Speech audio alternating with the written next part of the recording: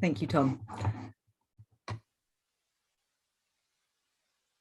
Well, welcome everybody to this session of the all-party group on coronavirus. Well, we'll be looking at the capability of the NHS to meet the demands this winter. And you may be asking, well, why are we doing this in August? Well, of course, winter is very nearly upon us, and unless we get ready for it and get a good sense of preparedness for it, we're not going to be able to change policy on it. In order to help us get a picture of what it's like for staff and services, we've got two brilliant panels today, each running for 45 minutes. I'll introduce the first panel, at which point I'll hand over to Baroness Brinton, who will take us through to the second panel. So in our first panel, I'm delighted to be able to welcome Professor Stephanie Snow. Stephanie is a professor of health history and policy at the University of Manchester, and she's speaking on behalf of the NHS Voices of COVID-19 project. The NHS Voices project has collected the voices of NHS staff, clinical leaders and policymakers and patients about the impacts of COVID-19.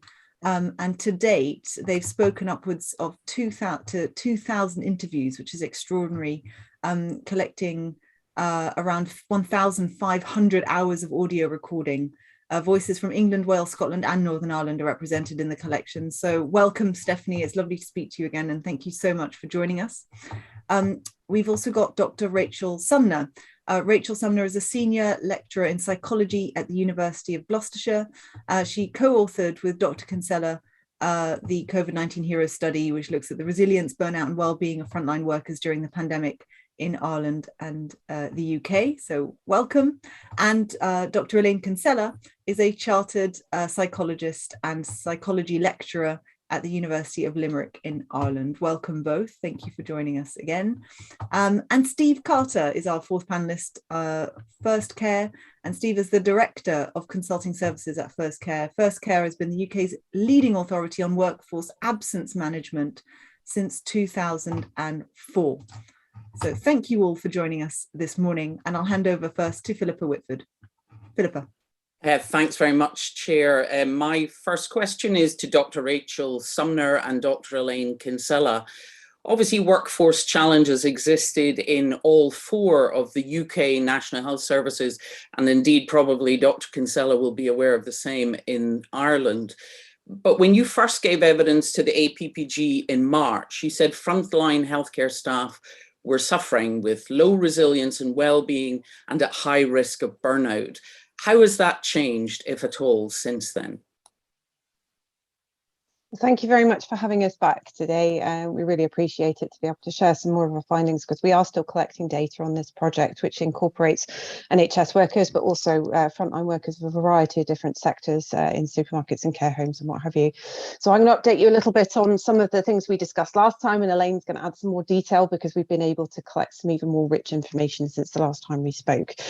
So as we said last time, the levels of anxiety, burnout, post-traumatic stress symptoms, these were all high in the UK compared to Ireland. I'm afraid to report that actually this is still the case. This is still very much the case. All of the markers that we're looking at in terms of the welfare of our frontline workers are worse in the UK than they are in the Republic of Ireland. We've also added in here to look at physical symptoms of health, which are often associated with prolonged stress. So this is an extra thing that we've added. And actually the stress that our frontline workers are experiencing is starting to manifest itself into physical symptoms of health problems as well. So pretty much each of our indicators of welfare have become poorer since the start of the pandemic and are still tracking below those in the Republic of Ireland. At this stage, we're seeing some quite similar degrees of post-traumatic symptomology that we discussed last time. We've had a recent update in March to April this year, and the levels are looking the same. They have not got better, unfortunately. In the UK, there's higher proportions of frontline workers who are indicating more severe levels of anxiety as well, quite sort of clinically significant levels of anxiety compared to those in the Republic of Ireland. Overall anxiety, burnout, post-traumatic stress symptoms, physical health symptoms, these are all higher in those in the UK. We are looking at post-traumatic growth in order to try to see if eventually this will manifest into hopefully something positive, but it's our belief at this stage that we're still very much too in the pandemic to be able to really visualize post-traumatic growth sort of developing. But what we've seen so far is, yet again, those in the UK seem to be tracking below those in the Republic of Ireland with regard to that. And do you have a clue as to why that is? I mean, is that coming out of the testimony? Why there should be such a dramatic difference?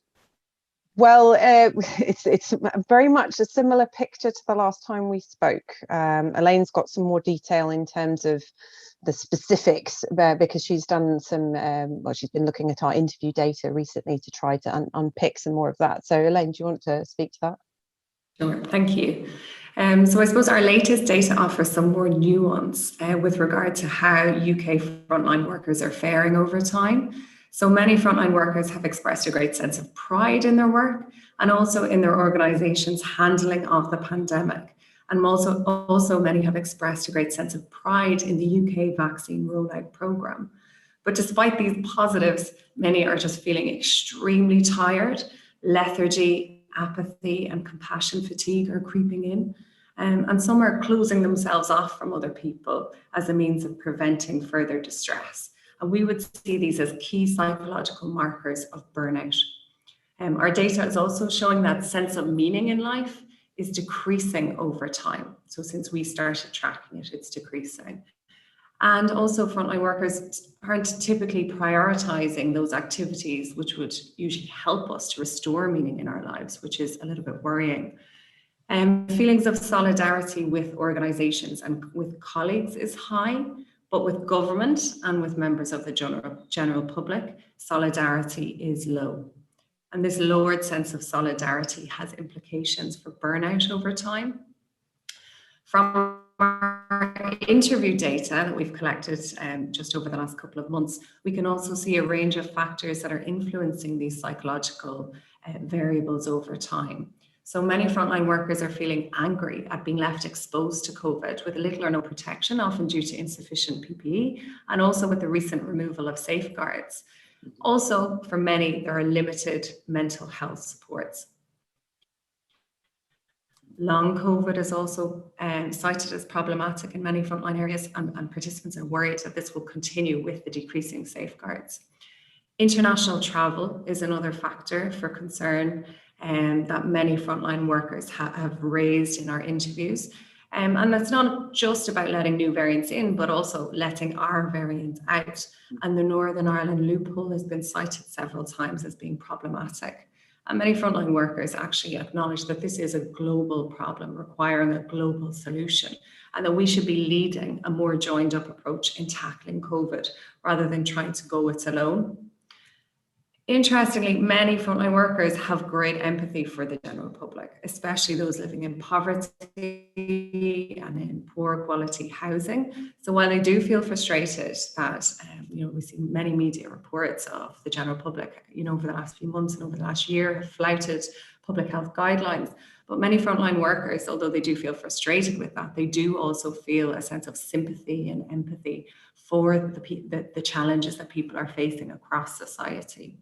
And worryingly, I suppose frontline workers are sharing stories about their children and other people's children, and their concern for young people in terms of their exposure to the disease, but also due to the fact that they've been out of school for quite some time, and particularly in terms of their social and emotional development and the educational losses that they've sustained.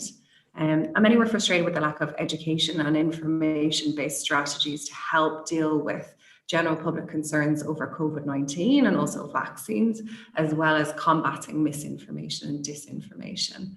And I suppose the final point that I wanted to make here was that teachers, care workers, police officers, and those working in retail have all had high occupational exposure to the disease. And many have told us that they've received very little support for their physical and their mental health. And in many cases, they were not prioritised for vaccines despite being front-facing. And Elaine, did you get a sense of why there would be a difference? I mean, I totally understand all of those challenges, which as MPs we'll have had reflected from our constituents who were frontline workers, whether public sector or not. But why do you think there's a difference between the UK nations and the Republic of Ireland? So we have data from some months ago where perceptions of government responsiveness and effectiveness and timeliness seem to be quite different across both nations. So where in Ireland, perceptions of government was that, particularly during the initial lockdown, that action was taken quite quickly. And this served to be a positive thing for frontline workers. So they felt that somebody was acting on their behalf quite quickly and taking affirmative action. Whereas in the UK, the data seemed to suggest that people were feeling that the action, was slower, it was less effective, and this seemed to be feeding into poorer well-being, lower resilience, and higher levels of burnout. And that path seems to have continued over time, although the ratings for the government here has dropped. Okay, thank you very much. Back to you, Chair. Thank you very much. Lord Russell. Yes, this is a question for you, Stephanie, if you please. You've been collating the testimonies of staff and NHS policy leaders. So could you summarise what you found about their sort of feelings at the moment amongst NHS staff as we come out of what we hope is this phase of the pandemic, and what are their key concerns? Thank you, and good morning, and thank you very much for inviting me to join you today. NHS Voices of COVID-19 has been collecting testimonies on the pandemic since March 2020, and prior to that we've been collecting testimonies since 2017. So our evidence gives us the ability to work out what the difference is in terms of how staff have felt approaching winter before the pandemic, during the first winter of the pandemic last year, and this coming winter now.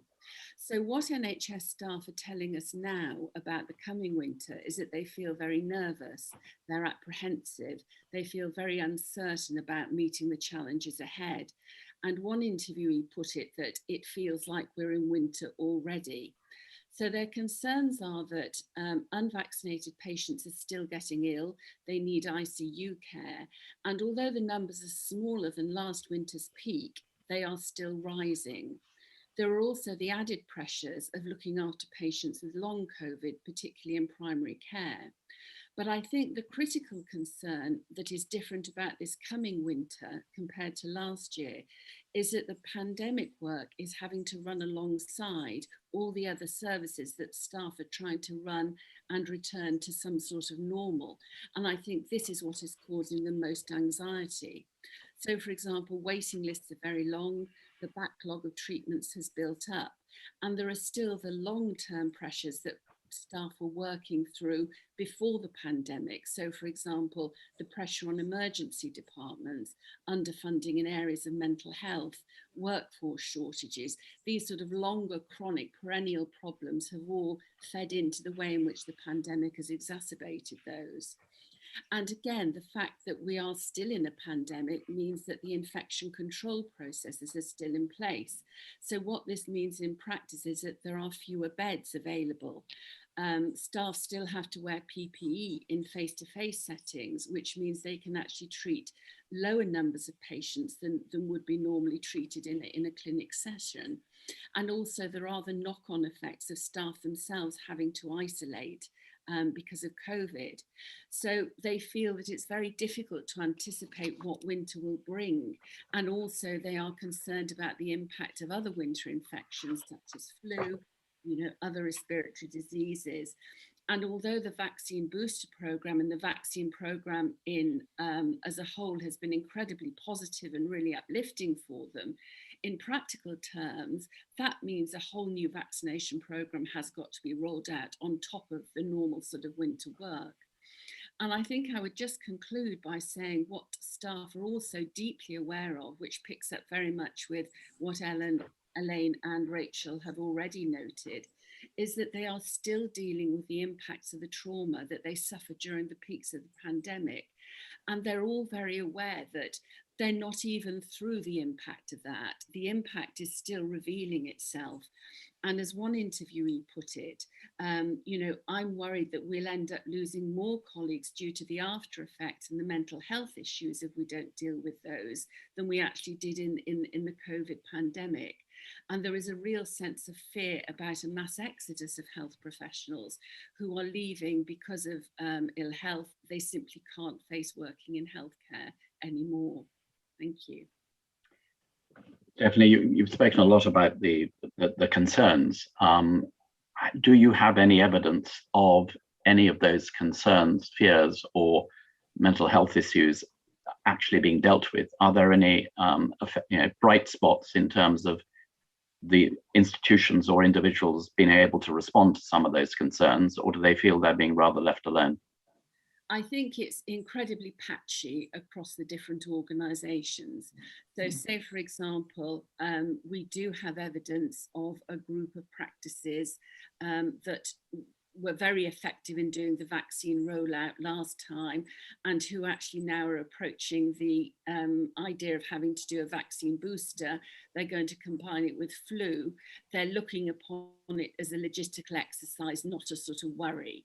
But other places where perhaps, there are more staff shortages, the relationships between the different parts of the service are less good, again, that leads to more anxiety.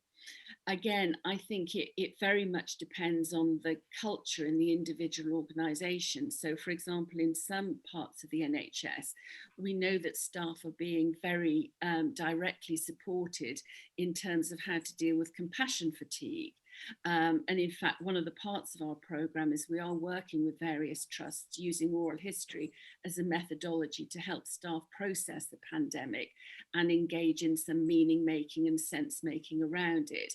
So there are areas of the NHS which actually are really moving forwards in a positive way. But there are a lot of other places where staff feel that they are very unsupported, and I think a lot of the problem is some of the support is coming internally, but actually for some staff, they don't want support from their organisation because they're worried about other people finding what their fears might be and the implications for career development and things. So I think along the whole process of support packages, identifying what is available externally that can be accessed confidentially is actually a really important aspect. Thank you. Stephanie, we're always very interested in hearing about good practice or best practice. So if we could follow up with you and just if you could forward what do appear to be examples of best practice, it's always helpful for us to know it and remind government occasionally that there are potentially answers out there. Just before we move on to the next question, Steve, do you have anything to add? I just to reiterate, really, I guess, following Stephanie's feedback, yeah, I would say the same. Thank you for having me on. At First Care, we provide a sickness absence solution, and it feeds into health and wellbeing in terms of occupational health, counselling and support services. And again, I would just emphasise exactly what Stephanie said. There are pockets of extremely good practice, but in our experience, it really is about early intervention being the key feature, and we don't see enough early intervention. Okay, thank you very much. Back to you, Leila. Thank you bath. Before I pass to Baroness Brinton, Stephanie, you mentioned compassion fatigue, and I think someone else mentioned it as well earlier. It sounds like it's pretty self-explanatory what it means, but is there a definition of it, just to make sure that we're all understanding what you mean by that? My interpretation of it is that it becomes an impact of moral injury, which I think you discussed in some of your earlier hearings. So the fact that staff have not been able to deliver the standards of care that they wanted to, and they felt they've let patients down, essentially has reduced them to a point where they feel they actually can give no longer to patients. They've got nothing left to give, and they're concerned about their own abilities to deliver care. So compassion fatigue is a thing about, how do you rebuild their sort of self-confidence, their professional confidence about caring for patients, and enabling them to consider whether or not they can do it to the best standards, or whether or not the situation is simply impossible, and therefore they have to look upon it in a slightly different way that they would in terms of normal practice. Okay, thank you. That's very helpful. Baroness Brinton. Yes, thank you, Leila. My question is for Steve. Do we know how many mental health related absences there have been since the start of the pandemic in the NHS? And how does this compare to COVID related absences? And what's the cost to the NHS? Okay, good morning. Again, thank you for having me on. A little bit of context. First Care, we provide sickness absence support services. During our 17 years, we've captured over 23 million days of sickness absence data. The information that I'm going to present to you today is based on pandemic dates of Jan 2020 through to June 2021. During that period of time, the biggest reason for absence, at 5.8 million working days lost, was non-medical COVID isolation.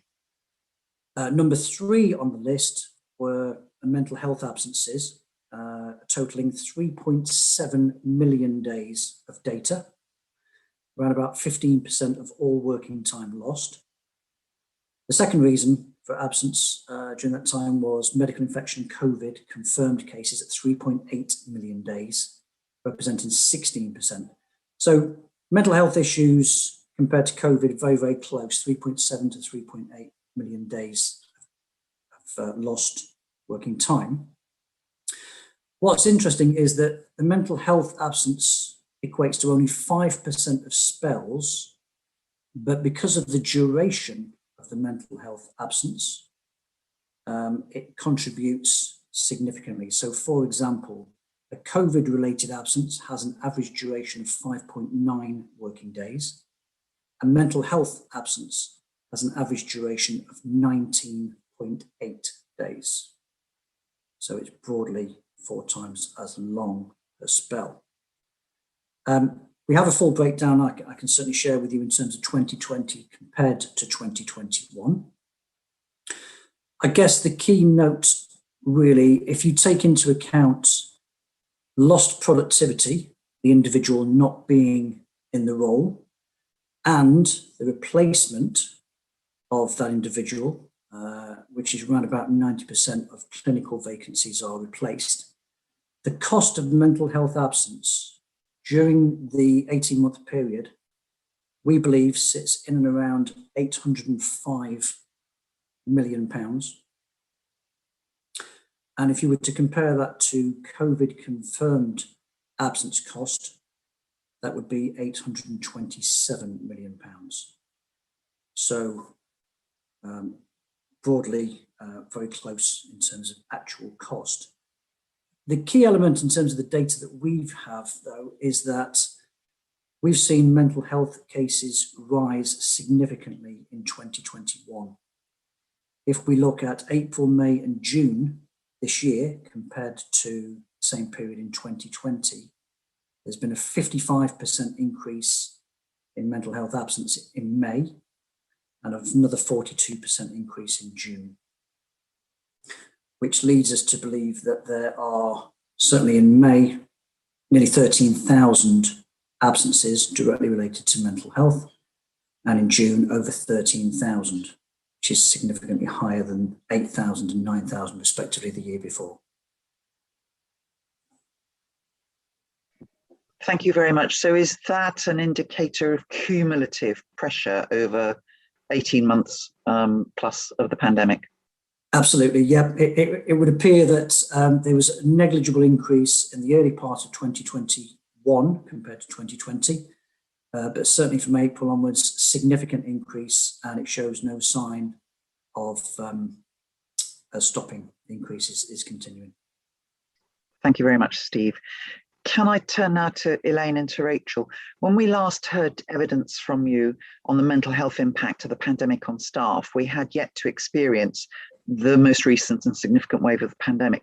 What do we know of the experience of moral injury felt by frontline staff, which I think was referred to earlier on?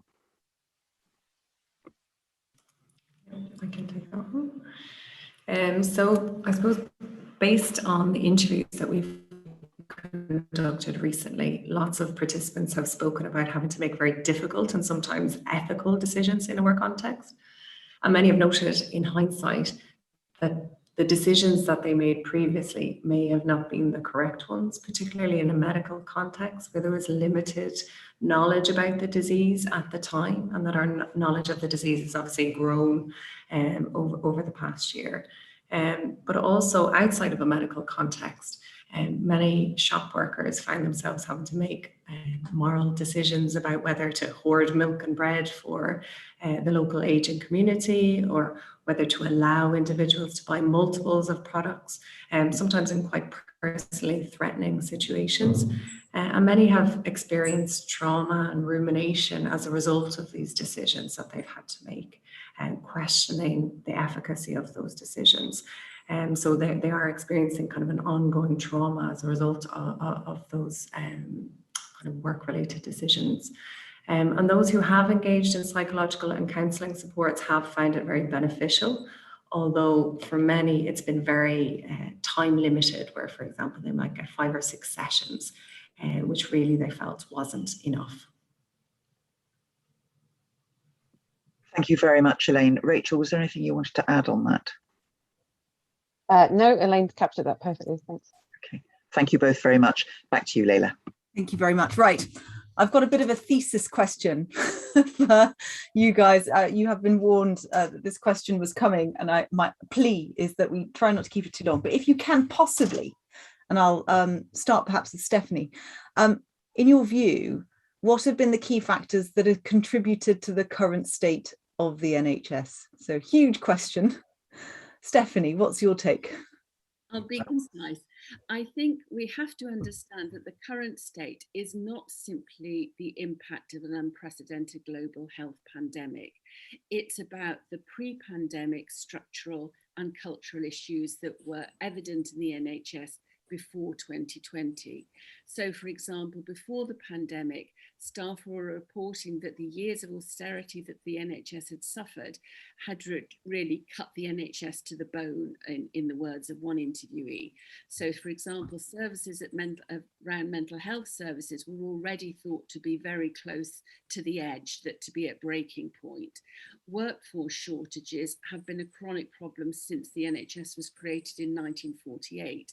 And we also know that staff were experiencing burnout from overworking due to all these other factors before the pandemic.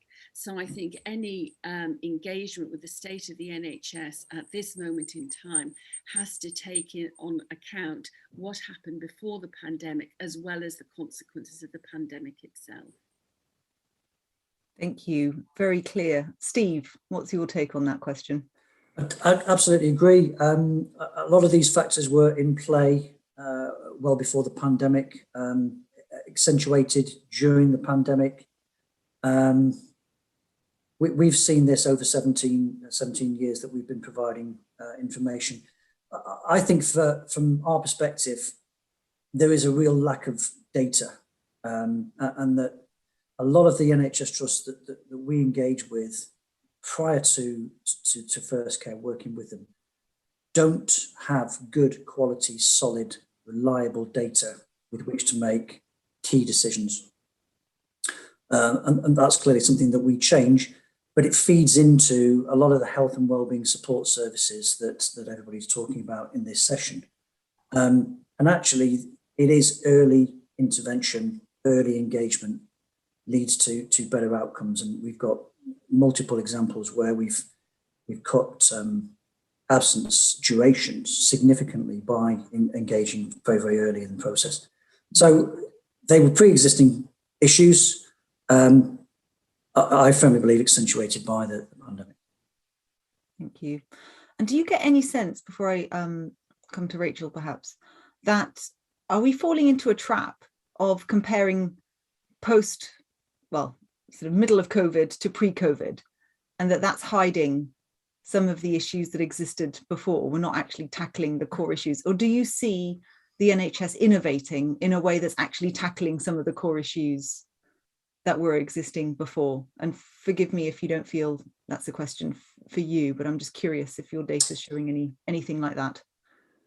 Again, we compare, as far back as 2017, 18, 19. We don't compare 2021 to 2020 necessarily, unless specifically asked.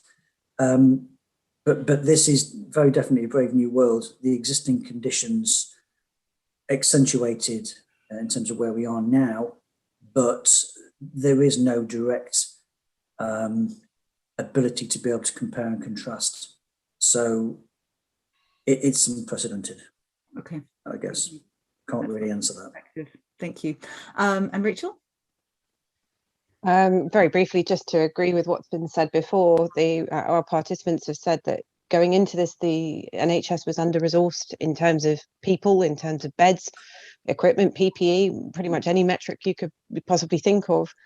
So it was in a bad place to begin with. It's in a continually a bad place now. There was our participants also said there was a very basic lack of preparation for a disaster such as this, which, to most people across the world, we could have seen coming to a certain extent with the various pandemics that have been certainly emerging in the last couple of decades.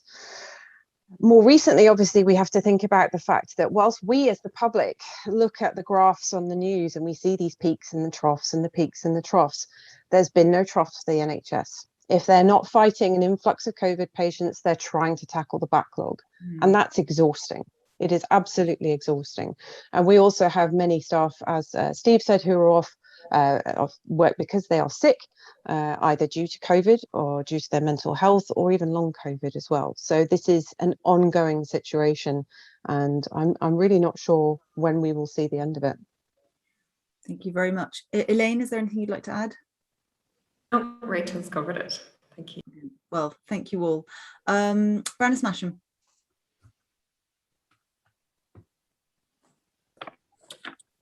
How have the public attitudes towards the NHS changed over the course of the pandemic? I have noticed that people have stopped wearing masks in crowded places, and some people just think the problem has gone away. What does Steve think? It's difficult for me to answer, if I'm honest. We just look at the data. I'm going to pass to the rest of the panel if I can on that one. And it's a difficult one. What about Stephanie? Thank you for that question. Yes, I think there have been very many shifts in public attitudes towards the NHS over the course of the pandemic. So, for example, at the initial period, we saw the clapping for key workers, rainbows across the UK in all shape and form, all the food and support things that were left at different places to support staff. But I mean, as I think has already been covered in other sessions of your group, the creation of a hero narrative was actually very difficult for NHS staff, in that they felt that they didn't want to be looked upon as heroes when they weren't actually being protected by PPE equipment, or they weren't being given a reasonable pay increase, and all those sort of factors. So I think when we came out of the first lockdown sort of last summer, and there were still social isolation regulations, but a lot of the public weren't following them, then I think a lot of NHS staff did feel quite let down, that they really had been to the brink of their limits, but actually the public were almost disregarding the sacrifices that they'd made. And I think whilst at the earlier part of this year, we might have seen with the sort of second peak, we might have seen a bit of a return to the sort of public, support of the NHS. Actually now, with the sort of message being that the NHS is returning to normal, a lot of staff are reporting that they are experiencing abuse from patients, that patients are actually quite dissatisfied with some of the changes that have been made around doing clinical consultations remotely, for example, long waiting times. So I think there's a real, again, a mismatch. So some patients are very supportive. They're still actually holding back from accessing services because they think the NHS is still under pressure. Others are going forward thinking that actually everything should be back to normal and they don't understand why they have to wait so long. And I think the final thing I would just flag is that the historical relationship between the public and the NHS is complicated and it operates on two dimensions. So on one hand, the NHS for most UK citizens is the absolute epitome of humanitarianism. It's the fact that we give people healthcare without having to pay at that point, which makes it stand out across the world. Having said that, although in the imagination that's how it stands, in terms of everyday experiences, they can often be very uneven in terms of quality and patient safety and patient satisfaction. So I think that it's this mismatch between our sort of, anticipations and actually the reality that can often and historically has created a lot of tension. And I think the pandemic has exacerbated that. And also because there is actually a lot of public confusion about the government messaging about what it is reasonable to expect from NHS services at the moment. What is a normal service when we are still in the middle of a pandemic? Thank you. And do you think also there is a problem with getting appointments with GPs for some of the public? I think they perhaps need better information. Yes, I absolutely agree. And I know from some of the interviews that we've done covering sort of primary care, patients not being able to simply, walk down to their local surgery and get some sort of an immediate face-to-face response is being found to be very difficult. So whereas some patients have adjusted and the remote consultations and the new online booking systems can work well, for other groups of patients, they really have been floundering. I also find the A&E departments get so overwhelmed sometimes. I would agree with that, and also flag again that was happening before the pandemic. So I know in various parts of the country they've been trialling the equivalent of a sort of triaging system for emergency departments. So to try and redirect patients elsewhere if they don't actually need to access the emergency department. But again, communication around that can be quite tricky. Thank you so much. Does Dr. Kinsella want to add anything? Thank you. So I suppose our data primarily focuses on frontline workers, but they are giving us some insights into how they think that public attitudes have changed. So I suppose they had a great sense of concern that that the public were very concerned about them as a group, particularly at the start of the pandemic, but perhaps they've expected frontline workers to kind of adapted to the situation and that we've got used to this new normal. And maybe that there isn't that same clarity about how difficult things still are. Certainly in the latest round of qualitative data, many of our participants have really emphasized that they feel that other people don't really have an insight into how hard it's been and how hard it continues to be. And also the fact that there's a sense that, breaking public health guidelines over the past few months, that has almost become normative. And once it's perceived that way, then it almost gives people a license not to kind of obey the rules because other people aren't doing it. And even in the most recent round of interviews, people are still citing where there have been breaches both in Ireland and in the UK of key leadership figures and not following the advice. There is that sense of there are different rules for different people. And not only does that erode solidarity, but it also changes, people feel that they have a license to actually not play ball with public, with NHS workers or not follow the guidelines, which of course is going to put pressure on the service. So there's a frustration with both. I suppose that the general public are frustrated, but also frontline workers are frustrated. So there's this, everybody's frustrated, which is not a happy place to be, of course, and it's putting extra pressure on people at work where they're having to deal with that frustration as well as their day-to-day jobs. Do you think the frustration has something to do with the abuse of staff? I mean, that's awfully sad when that happens, but also there's been an increase in alcohol and drug abuse. That can't help. Yeah, we've had lots of, across all sectors, stories of abuse, not necessarily physical abuse, but verbal abuse, even in supermarkets, in medical settings, which is extremely upsetting for people. And of course, it's very difficult to continue to work in those circumstances. Yeah. Thank you so much. Back to the chair. Thank you very much. Lord Strasburger. Good morning to you all. Will the NHS, do you think, be able to cope with the pressures and challenges that are coming this winter, in view of the fact that they've had winter level demand through the summer? Or to put it another way, are the worst days of the pandemic still ahead of us from the perspective of keeping the NHS running? Rachel, would you like to kick off on that? Sure, thank you. Well, obviously, continuing sickness due to COVID and long COVID is going to be challenging for all frontline workers, including the NHS. That is still a problem. The mental health issues within NHS workers, either them choosing to sacrifice their mental health to stay at work or to actually look after themselves and therefore be out of work. That in itself is an incredibly difficult decision for most frontline workers to take. The lack of safeguards of infection, particularly in children, seems to be a really key area of concern. We are not vaccinating children. We are sending them back to school soon without masks on. Everybody else doesn't have to wear a mask or distance anymore.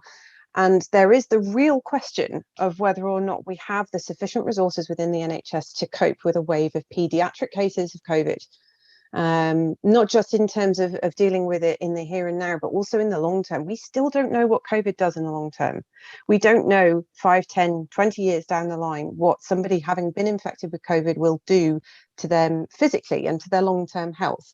So there is a real concern whether or not we have the PEDS resources in terms of staff and beds to be able to cope with what could conceivably be a large influx of paediatric cases of COVID over the winter.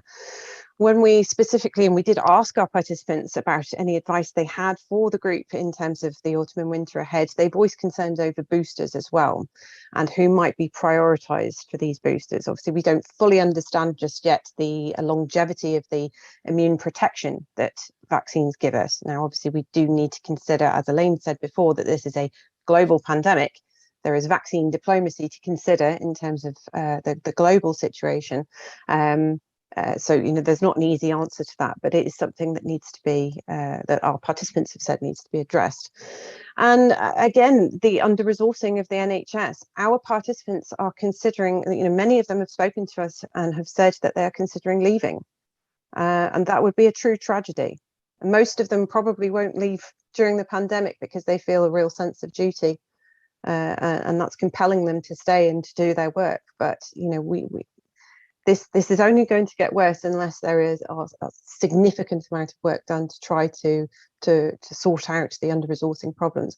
Interestingly enough, our community pharmacists, of which we have quite a good cohort in our group, have been really keen to help as much as they can with the NHS with the rollout of the vaccines. They've been desperate to help. But they've often felt left out of that conversation. So I think there is a real bit of support that community pharmacists in particular would like to give the NHS over the autumn and winter to come. Thank you very much. Stephanie, how confident are you that the NHS is going to make it through the winter? I think yes, in simple terms, because NHS staff have a history of coping. But I think, to echo all the things that Rachel and Elaine have said, which really concur with our evidence, it's what the impact of that coping will be on the emotional and physical health of staff. And the fact that they are a workforce generally who are really motivated to help. The culture is one of goodwill, it's of doing your best, it's of staying on, it's of doing absolutely everything you can.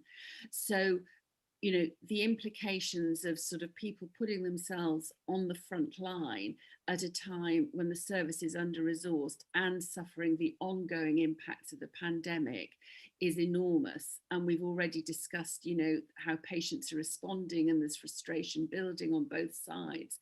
So I think in order to be able to sort of cope with this, one of the things that needs to be really sort of put out there is actually what the expectations are of staff and to try and make those reasonable within the limitations of under-resourcing and staff sort of health generally, because I think that's what will help people cope as best they can. Thank you very much. Steve, what's your perspective on how the NHS is going to survive the winter? A couple of comments, if I may. Again, this is based on our evidence and our experience over 17 years. Our forecast for this year's flu challenge is quite light, based on what we've seen in Australia during their winter. So we're not anticipating flu being a big impact this year. We've seen evidence to suggest that broadly 70% of the NHS working population are considering a career change in the course of the next 12 months. And a couple of other points, we generally see sort of spikes in absence, which is a prelude to how bad the winter's going to be. Clearly, when the children go back first week of September and the third week of October. So we can normally forecast by mid-October how bad the winter is going to be.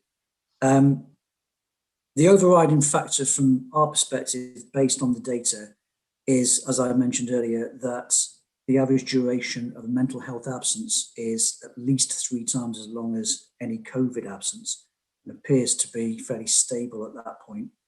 So we need to address the mental health issue quickly if we are to get through the winter. Thank you very much. That's an extraordinarily high figure for the percentage of staff considering a career change, and that should worry us very much. Elaine, have you anything you'd like to add? Thank you. I suppose the main thing, I would agree with everything that's been said so far, and it definitely corresponds with the recent survey we've run. I suppose the main thing that I would re-emphasize is just the mental health aspect, in terms of just the fatigue that people have going into this next phase of it. I was just really struck with our interviews how just tired people were. And I think that's a really difficult place to be. So I think just thinking about how we can support those people in terms of mental health, in terms of proper breaks, in terms of managing expectations and workload, and also managing the public's expectations of what we can expect from that service. Thank you very much. Back to you, Chair. Thank you very much. Well, for the final question, it's a very simple question. You've got Boris Johnson and Sajid Javid in a lift, and you've got them for 30 seconds. What do you want to say to them? Perhaps I'll start with Steve. And I'm bound to say this, I'll open it on that basis. Base decisions on data. Look at pre-COVID as well as during COVID, and let's make plans for the long term based on the information that we already know. Early intervention, as far as we're concerned, is the key criteria. Bolstering mental health support, early awareness, both contributing factors. Look at the data. Look at the data. Stephanie? So I would say protect the emotional and physical health of NHS staff now, and establish a clear public dialogue about what is reasonable to expect NHS services to look like over the winter. And if you don't take these actions now, it will be a matter of picking up the pieces in the spring. Thank you. Elaine? So I would say consult with the people on the ground who are working at the coalface when it comes to making decisions about vaccines, PPE, engagement of the public, and virus management. Get information from those people who are going to be working hands-on over the next few months. Thank you. And Rachel? Well, the one thing our participants really want is for the key public health measures of mask wearing and distancing to be reinstated to keep everybody safe. But I guess other than that, lead from the front. Demonstrate that this is something that we are all in together. Set an example for the country, for the public, for the frontline workers, and look after our frontline workers. They are a very thin line that stand between us and disaster. And if we don't look after them, disaster will come. Thank you very, very much. Thank you all for your time this morning. Really appreciate it. We're going to pass on to the second panel now, but before I do it, heartfelt thanks from us all. You are very welcome to stay. We are equally not offended if you decide to go off and do something else. So I'll now hand over to Baroness Brinton to take us through to the second session. And apologies if my screen goes blank. I'll have to go to that briefing that I've got this afternoon. Over to you, Sal. Thank you very much, Leila, and welcome to the second half. And as Leila has said, if you contributed in the first session, please feel free to stay with us. Also recognising pressures you've got, it's absolutely not a problem if you want to go. Can I introduce our four panellists for this next session? We have Dr. Graham Burns, who is President of the British Thoracic Society and a consultant respiratory physician at Newcastle. Dr. Catherine Henderson, who is the President of the Royal College of Emergency Medicine. She's been an emergency medicine clinician for over 20 years. Nick Hulme is the Chief Executive of the East Suffolk and North Essex NHS Foundation Trust and speaks about leadership and other matters, as well as the practicalities of running large foundation trusts. And finally, James Devine, from the NHS Confederation. He is the Programme Director of Acute Care at the NHS Confederation, and he speaks both locally in the UK, but also internationally on leadership improvement and employee engagement. So if I can ask the first question, this is to both James and to Nick. I wondered if you could give us an overview of the situation across hospitals right now, starting with James and then coming to Nick. Thank you, Baroness Brinton. Thanks for that question. I think it's fair to say that hospitals are under immense pressure. The acute sector, which I'll include ambulance trusts within that narrative, we see ambulance trusts missing performance targets, and what that means is that patients are waiting in some parts of the country 1 to 2 hours plus for what they call category 1 and category 2 type issues, and these are life-threatening issues where we are seeing delays in ambulances getting to those patients.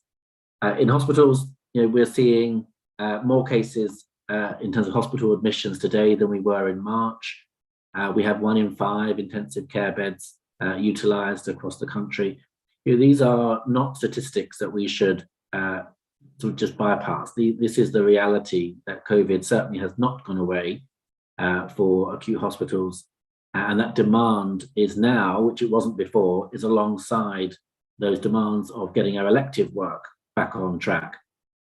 And even small numbers of COVID positive patients, as I'm sure Nick will allude to, means some significant logistical challenges in separating parts of the hospital to ensure that we don't mix COVID positive and COVID negative patients, which again lessens the capacity that we then have to not just treat our COVID patients, but keep our elective backlog heading in the right direction. So there are some significant challenges still very much with treating COVID positive patients.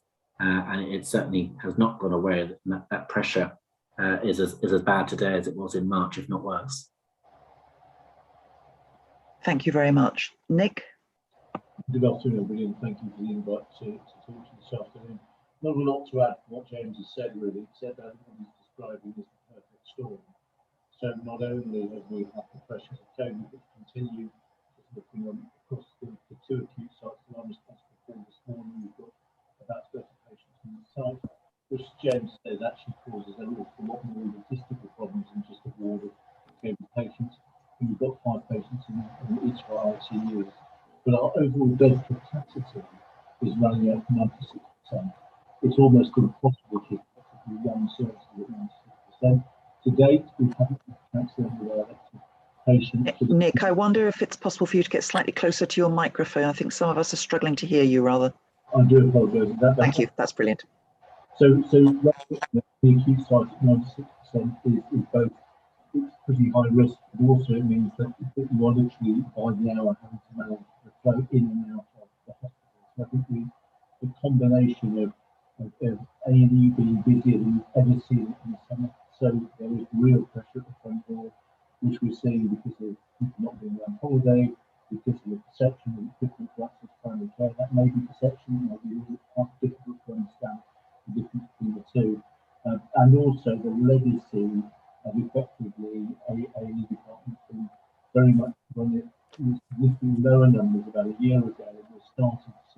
consequence of that.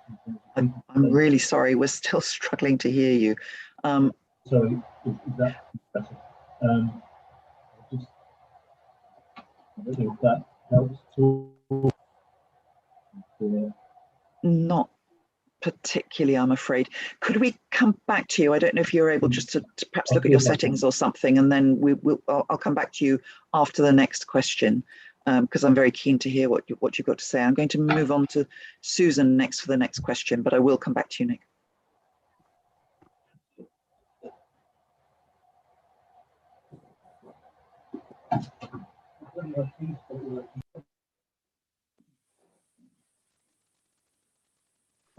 Susan, question 2, please.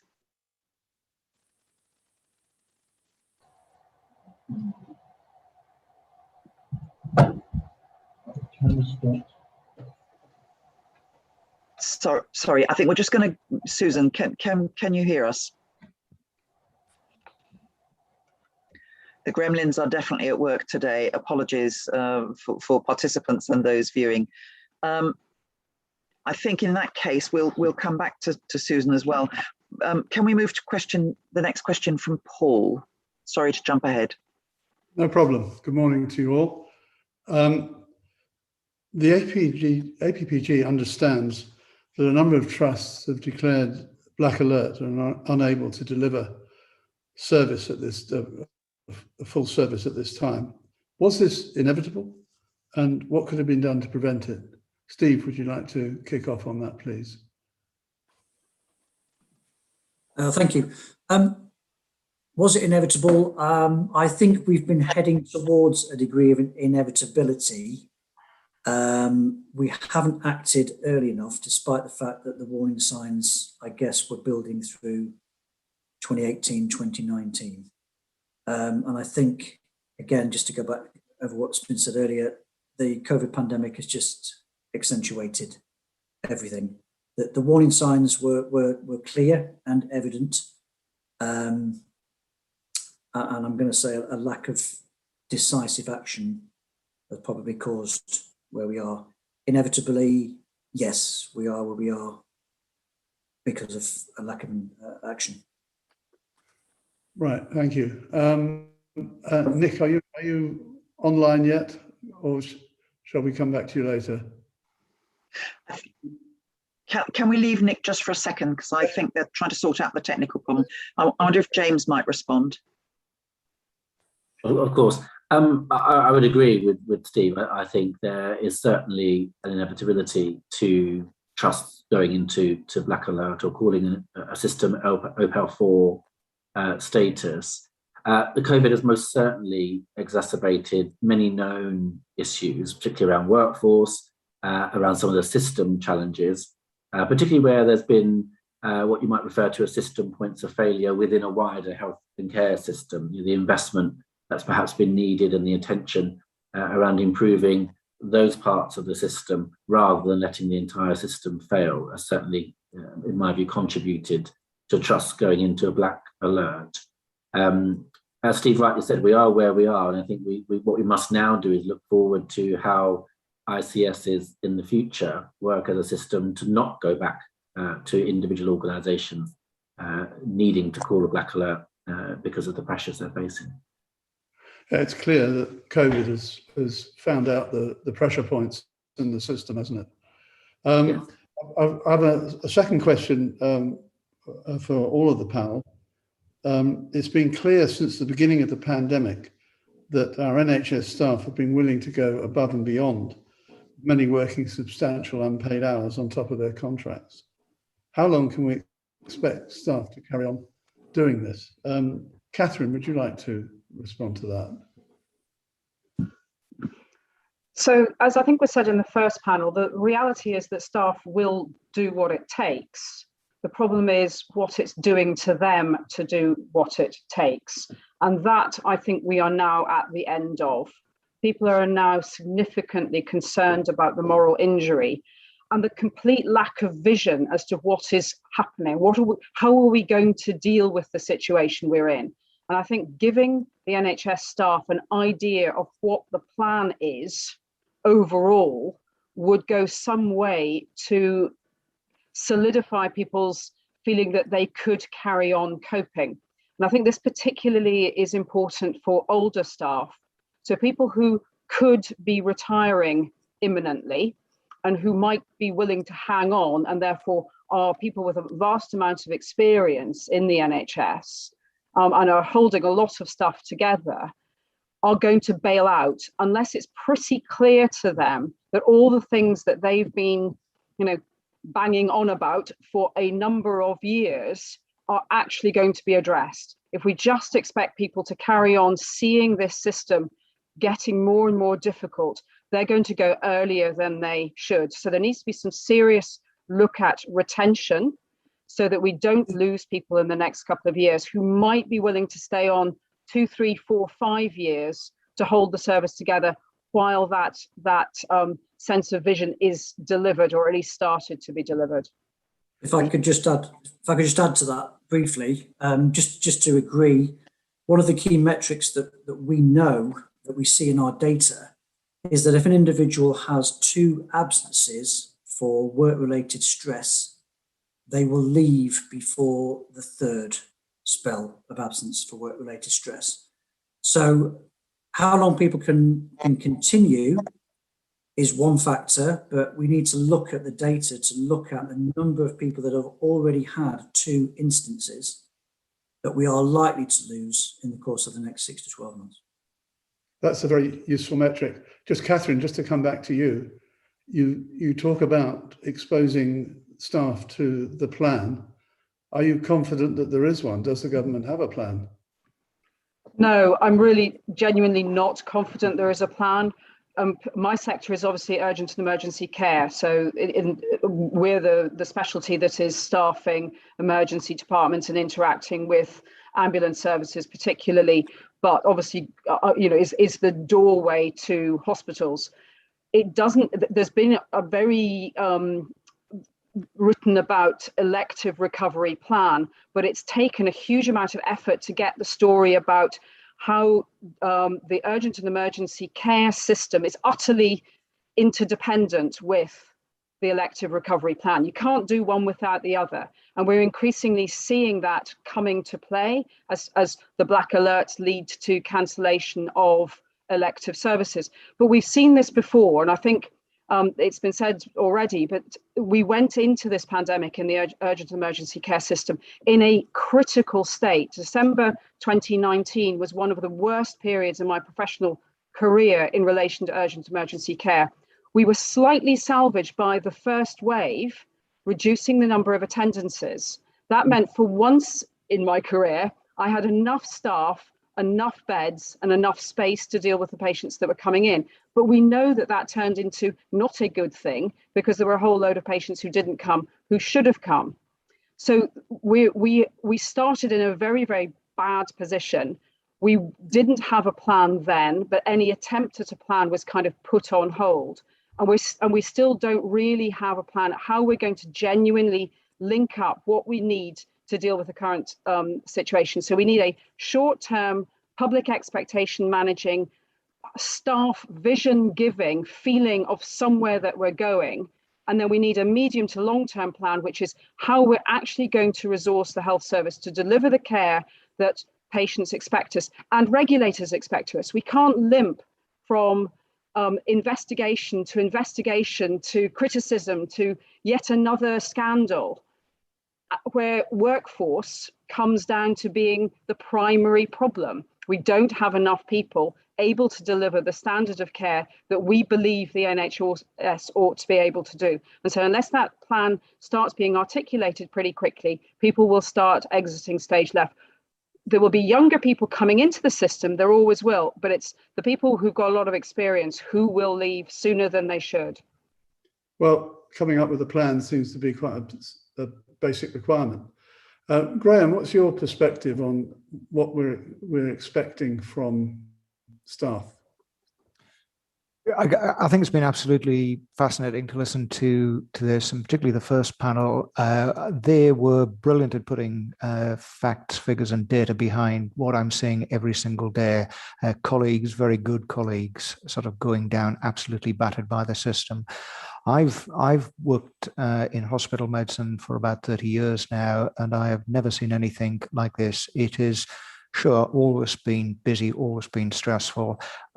We kind of do it because we feel that is the deal we bought into. And of course, if we didn't, it would be only patients who suffer. And the service has been kept going, as many panelists have said today, because of the goodwill, the professionalism, and the sort of ethical responsibility staff feel. And that's great. That keeps a service that is under-resourced going for a long time until either a new stress comes along that just highlights the fact that there is absolutely no slack whatsoever in the system, and that's been made evident. And then, of course, goodwill begins to be lost. And I think, having listened to the first panel as well today, another problem that's arisen at the same time is the physical and emotional capacity of staff just to keep going at the rate that we're doing. And I think these three existential threats have hit us at the same time. And I think we are in trouble. I think there's a real problem here. We've hit a perfect storm now. The first year was very, very stressful. People pulled together. They kind of got through it. This summer, we started to see COVID numbers come down, and thankfully that allowed people to say, look, it looks like it's safe to get back into hospital, and the non-COVID numbers started to climb. Now that was busy. It still is very, very busy indeed. A sort of a workload above and beyond what we'd expect in winter happening right in the middle of summer. Then, of course, the COVID numbers have started to rise again, which, as some panelists have already quite correctly pointed out, is not just an additional number of patients to manage, but because of the infection control cohorting that's necessary, that's made those disproportionately more difficult to manage. And I think we're in a position now, as we see staff. We've had big problems with self-isolation. We've got genuine and real problems with staff going down, really good people going down with stress. And I really feel like the system is creaking, and I genuinely am fearful of what's ahead of us in the winter. I can't predict the exact stressor that's going to kick in, but I can say something about what it's likely to be. But I am fearful. Thank you very much. And Nick, I hope you're now fully back with us and able to answer this question about how long we can continue to take advantage of the goodwill and the staff going above and beyond. Thank you. I hope you can now hear me. Well, very good indeed. Apologies for my IT gremlins. Obviously, something in the East of England not working terribly well today. So I mean, I think that many of the points have been made, but we have invested heavily, over £1 million in health and well-being of our staff in the past 12 months, particularly around mental health. I think there's a real leadership challenge here, which is for clinical and non-clinical leaders to be much better at identifying where members of their staff are starting to get into trouble. I don't think we're particularly good at that. There is the tendency for some staff to be heroic, either because they feel that moral responsibility, or indeed because many clinical staff perhaps the additional payment that's available, and therefore that is attractive to some. And I think it's incumbent upon us to manage some of that expectation. There is, of course, as has been said earlier, the huge waiting list, which people feel really uncomfortable about, and seeing the very real risk that we're seeing. So asking staff to do additional work at weekends and evenings and everything else, we just need to take some responsibility around managing that. However, we have got unprecedented waiting lists, which are causing real harm to patients. So how do we manage that against supporting our staff to continue under trying circumstances? I also think there is something about having a really good look at the workforce to understand whether or not people are working at the top of their license, and so that those people who are providing care are the only people that can provide that care. I don't think we've been very good across the NHS about the extended roles. I think there's been resistance, for example, in some areas around physicians associates and anaesthetic associates and even nursing associates. And I think there do need to be some conversations with the Royal Colleges, which I know are ongoing and encouraging, around making sure that we use all of our workforce and not just rely on people who are registered, for example, medical practitioners, therapists or nurses, but we extend that beyond so that people are working at the top of their license. Thank you. Thank you. James, forgive me, I can't remember if I've put this question to you or not. Not yet, but I would say very, very similar to colleagues. I think the points that Nick and Steve make in particular around the data that sits behind those workforce measures, I think trusts would be well advised to be doing much more about identifying. If your car starts ticking, you take it to the garage. It seems that in the NHS with workforce, we wait until the car's non-startable to do something with. We should never forget that nurses are in special classes. They can retire at age 55 for those who are the most experienced in the way that Catherine mentioned. So there is something there, and we are absolutely hearing loud and clear from members that there's a real risk of those retiring early and may not want to see another winter working in the NHS, particularly with the fears and the anxiety that Graham and others talked about as we head into this particular winter and lots of known unknowns. The only thing I would add is that Nick touched on is that there's got to be a more innovative way around our recruitment practices and re-looking at the types of roles that are needed without the constraints of the existing financial envelope. We need to come up with a workforce plan which looks at roles that are needed to undertake the challenge rather than have to morph our workforce into the financial envelope or existing ways of doing stuff. And we will hear very, very strongly from panelists today and others that there are many roles that we could introduce in that other parts of healthcare across the world have done that we've yet to do in the NHS.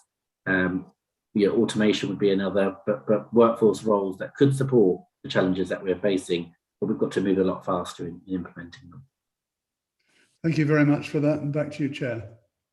Thank you very much. Just before we go on to the next question, Nick, I wanted to give you the chance just to give us your overview of the situation across the country. I'm sorry, we couldn't really catch all of it, and I think we need to hear it. I do apologise. I mean, I think that I can talk very specifically about what's happening in the East of England, and that there's no reason to believe, in certainly in conversations I've had with colleagues across the country, that we're any different. So as I was saying, that perfect storm of increased activity through A&E departments, which we've heard colleagues talk about, the elective waiting list, which is unprecedented. I can just about remember the early 90s when it was a similar situation, a 2-year wait for operations, and still dealing with COVID and staff holidays, etc., etc. So it feels, I think the comments made earlier, it feels like the winter. It does feel actually worse than many winters that I've experienced over the years, because of the added complication of COVID and trying to manage a hospital that is, as of this morning, 96% full of its general and acute beds is nigh on impossible. We do it, and there's been lots of conversations about, will the NHS cope? The answer is yes, we will, because we always do, but at what cost? But at what cost to the elective programme, what cost to our patients, and of course, what cost to our staff? So I think that will we cope is perhaps needs to be a more nuanced question into we will cope, but what's the cost? And I think that's probably where we perhaps need to explore a little further. Thank you. Thank you very much. Baroness Masham, over to you. Hello, everybody. The evidence this APPG heard in our last hearing warned of the potential impact of outbreaks of RSV in the coming autumn and flu in the winter. How concerned should we be about this, and will our NHS be able to cope? Also, what is your view on booster vaccine for vulnerable people, and should it not be also for frontline staff? First of all, could we have Dr. Graham? Yeah, certainly. Thanks for that question. Even the best modelers, and we've got some excellent modelers in this country, occasionally get the modeling wrong. We've heard a lot of discussion in the media and political circles about a possible RSV outbreak. I think it's slightly silly to get bogged down on one specific issue. I'll tell you what is certain, however. There will be an increased number in the winter. And I'll tell you something that is pretty certain as well. The reason for that will belong to respiratory medicine. By that, I mean, whether it be an RSV outbreak, whether it be another variant of COVID, or whether it be just the usual stuff that comes into hospital in the winter, the pneumonia, the infective exacerbations of COPD, every single one of those, I don't know which one it'll be. It may be more than one, but they are all respiratory threats. Now, Catherine's colleagues in emergency medicine are at the very front door. Whatever comes through the door, they have to deal with it. When these patients get inside of the hospital, it is respiratory teams that carry the greater burden of the workload, particularly during the winter months. And I think one of the things that we need to do to address this, both now and in the longer term, is to have a slightly more sophisticated, slightly more granular understanding of precisely where the pressures are in the system. I do want to tell people, because I don't think this is broadly understood, that the weight of acute COVID did not fall evenly across the NHS. Many colleagues, through no fault of their own, were in specialties that weren't, so to speak, at the front line of the acute COVID crisis. Much of acute COVID was managed not on ITU, as you might believe if you watched the TV, but by physicians like myself. Literally 90% were not managed on ITU. Now, one of the things we did in respiratory medicine, in a slightly odd ad hoc fashion at the beginning, we set up something we called respiratory support units. We delivered respiratory support, particularly in the form of CPAP to patients, and that had outcomes that, at least on the face of it, early in the first wave, looked to be almost better than ITU outcomes. We published data on that, and as a consequence, the way we managed acute COVID, particularly by the time we got to the second wave, was transformed. There was much more CPAP use, far less intubation and ventilation in ITU. And some of the big lessons we've learned is the value of this dedicated intensive respiratory support unit environment, not just for acute COVID, but for the stuff that comes through our door every single winter. I'd like politicians to remember, winter happens every year. That's a bit of a surprise, I know, but it is. It's a fact. And we need to be planning for this winter and next winter. And we need to be planning to put the resources precisely where the greater workload falls, which is in respiratory medicine, acute respiratory failure, particularly in winter months. And historically, I can tell you, and for very disappointing demographic reasons, this is an area, a patient cohort that have been poorly served by resources in the NHS. I'm happy to go into the reasons for that if you're interested. I think they're highly charged politically, but I'll leave my point there. So more granular, more sophisticated look at where the burden of workload will fall, I think, is what we need moving into winter. What about masks? Should they not be encouraged rather than discouraged? Yeah, I would support that. I find myself wearing it for all sorts of reasons. If I go into a crowded environment, I wear a mask because if nothing else, I know many people in that environment will feel uncomfortable if people aren't. I think it's only polite to do so.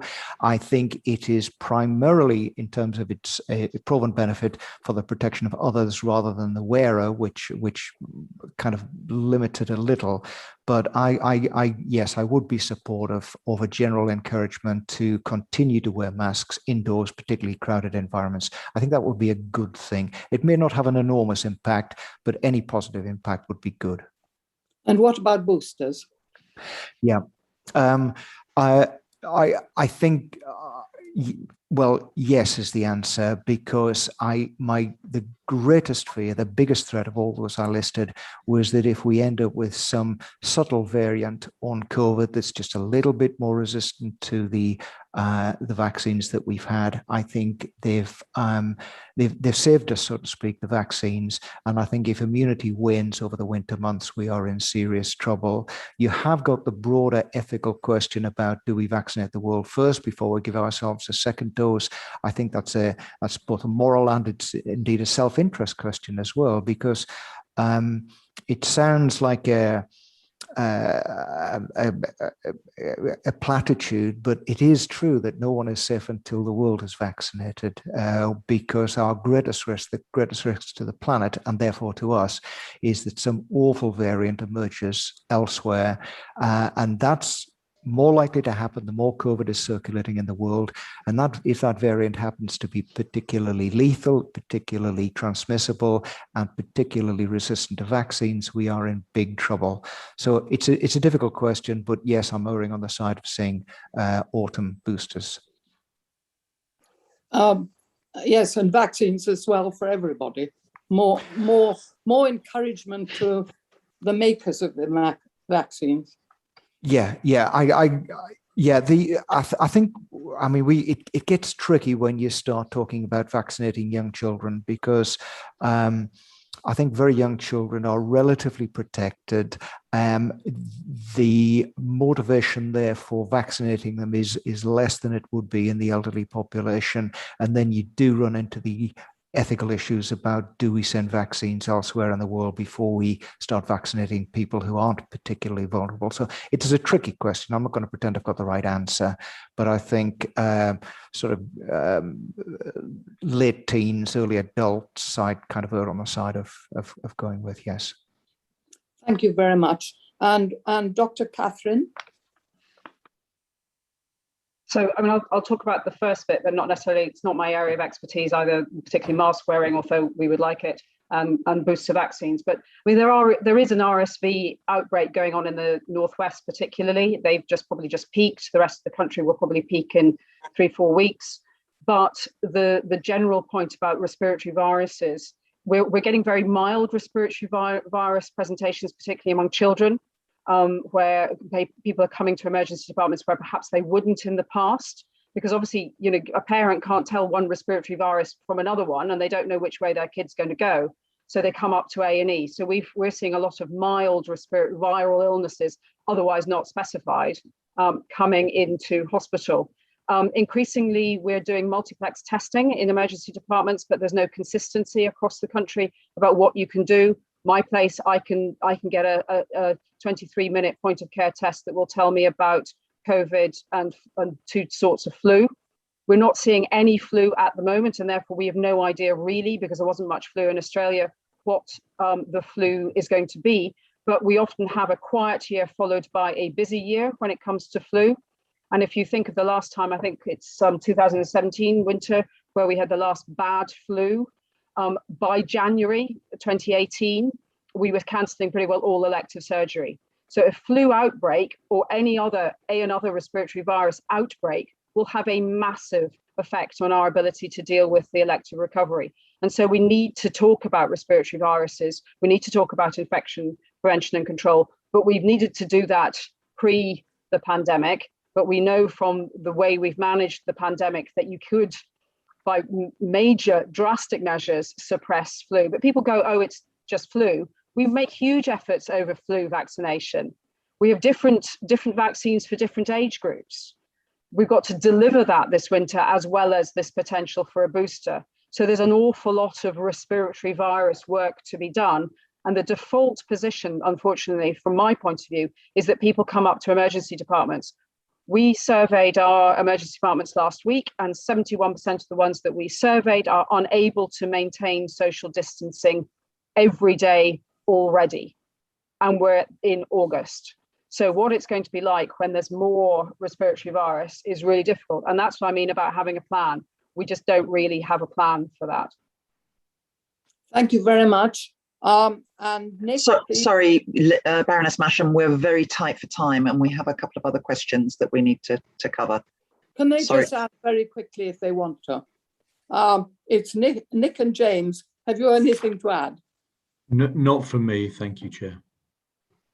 I would just add that the NHS Confederation very strongly lobbied for mask wearing in healthcare settings for the very reason that Graham talked about them. It's a citizen role that we're playing, I think, rather than an individual one, and a confidence building within the community that COVID still exists. So, and that's a very much, not too much to mask campaign, which we ran.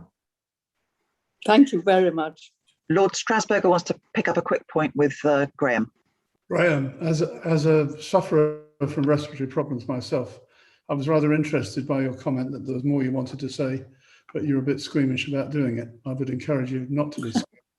What is it you wanted to tell us? Yeah, well, it's just a plea for respiratory patients, actually, because as well as their doctor, I'd like to be their advocate as well. And it's quite interesting historically how there's been an enormous disparity between how we manage different diseases in different systems. So if you look at the latter half of the 20th century, the biggest killer on the planet was ischemic heart disease. Now that was killing the movers and shakers in society, the middle class, the articulate, and we made damn sure we sorted that out. In the last 40 years of the 20th century, the global mortality, well, certainly developed world mortality for ischemic heart disease fell by about 60%. And that's a testament to what can be done when we've got government, we've got healthcare organizations, we've got public health pulling in the same direction. Brilliant. Over the same period of time, the mortality for COPD didn't go down, it rose by 163%. Now, what's the difference between those two groups? People with ischemic heart disease, as I said, movers and shakers, the articulate, the middle class, we sorted that out. They were people like us, if you like. People with COPD have sat on the bottom of the pile for far too long, and we need to dedicate resources to them. We really do. Respiratory medicine, can I say, this is a plea for our patients, not for the doctors, but respiratory medicine is woefully under-resourced, and it has been for a very long time, I think because of the demographics of the patients that we look after. There are far fewer respiratory physicians than there are, say, cardiologists, gastroenterologists, care of the elderly.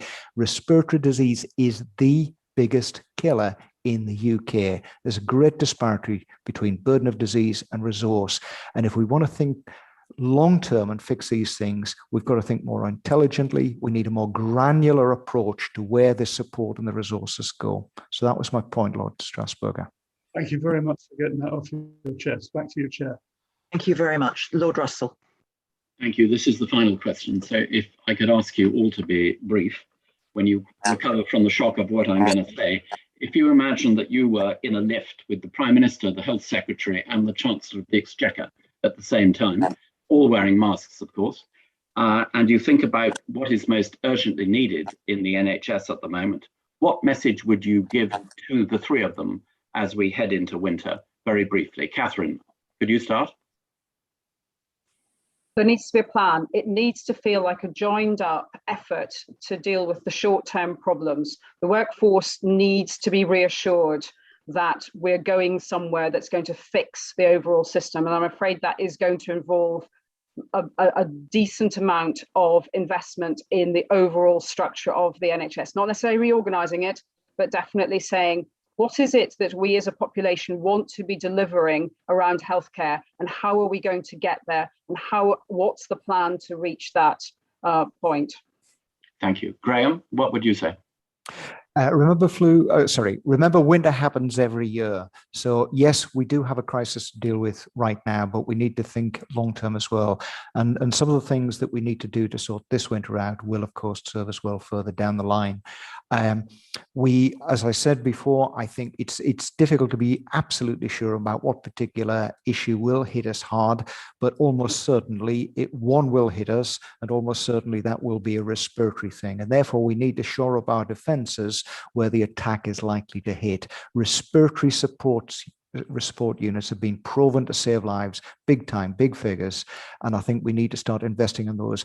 Every hospital has got a coronary care unit. Why shouldn't it have a respiratory support unit? Respiratory failure kills just as much as heart disease does.